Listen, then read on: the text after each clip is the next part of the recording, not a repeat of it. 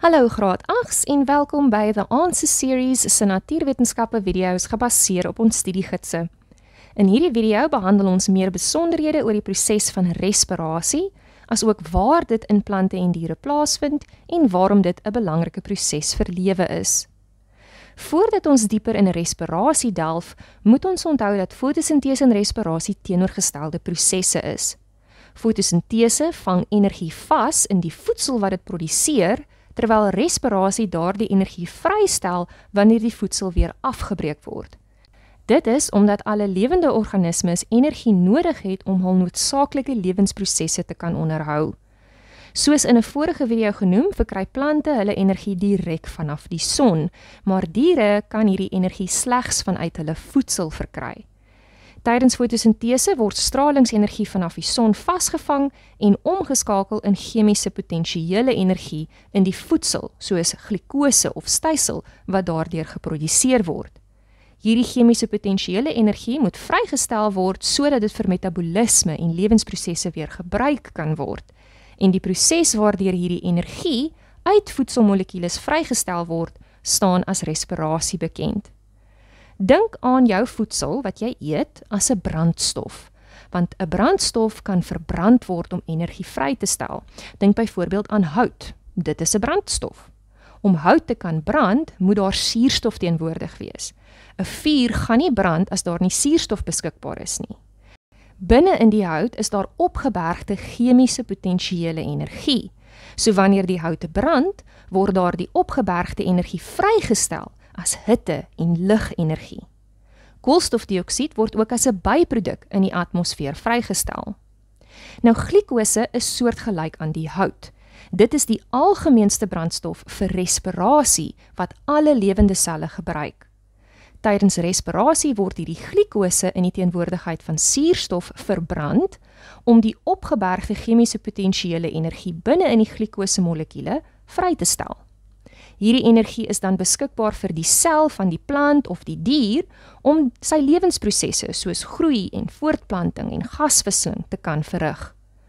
Let daarop dat respirasie ook soms cellulêre respirasie genoem word, omdat dit in alle lewende plant- en dierselle plaasvind. Dit verskil natuurlik van fotosintese wat slegs in plantselle plaasvind. Maar waar en hoe vind respirasie in lewende selle plaas? Respirasie vind plaas in die mikroskopiese organelle wat in beide plant- en dierselle voorkom, en hierdie organelle word mitokondria genoem.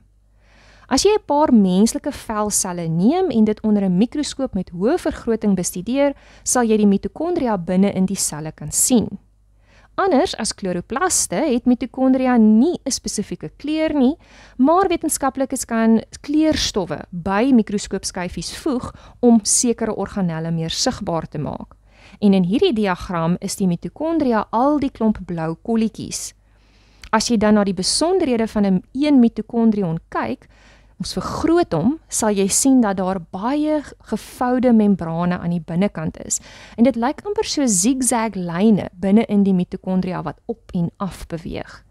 Ek hou daarvan om te onthou dat dit amper bietjie soos 'n weerligstraal lyk, of energie, omdat mitokondria verantwoordelik is vir die vrystelling van energie vanuit ons voedselmolekules.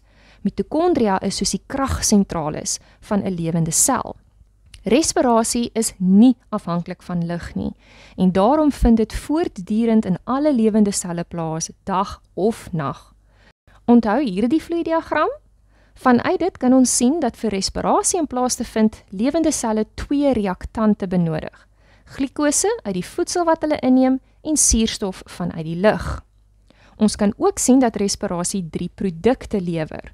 Water, wat deur diere as sweet, urine of selfs in hulle ontlasting of uitgeasemde lug vrygestel word, koolstofdioksied wat in die lug vrygestel word, en energie wat deur die selle van 'n plant of 'n dier gebruik kan word om hulle noodsaaklike lewensprosesse uit te voer. 'n Deel van hierdie energie word ook as hitte aan die omgewing vrygestel en dit help diere om hulle liggaamstemperatuur te kan reguleer. Aangesien respirasie 'n chemiese reaksie is, kan ons dus 'n chemiese woordvergelyking daarvoor skryf, en dit lyk soos volg. Glikose plus suurstof word omgeskakel na water, koolstofdioksied en energie. Die komponente van hierdie woordvergelyking kan dan gebruik word om 'n definisie vir respirasie te formuleer.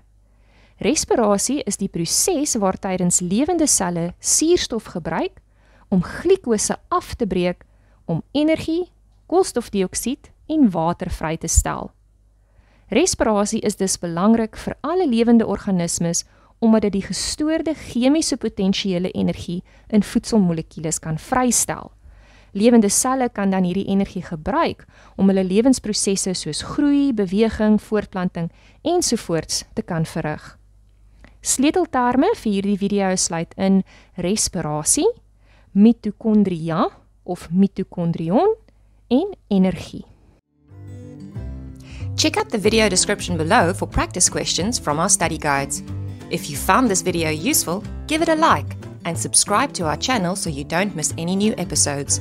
Follow us on Instagram or Facebook to stay on top of the latest TAS news and launches. So that's it for now from The Answer Series, your key to exam success.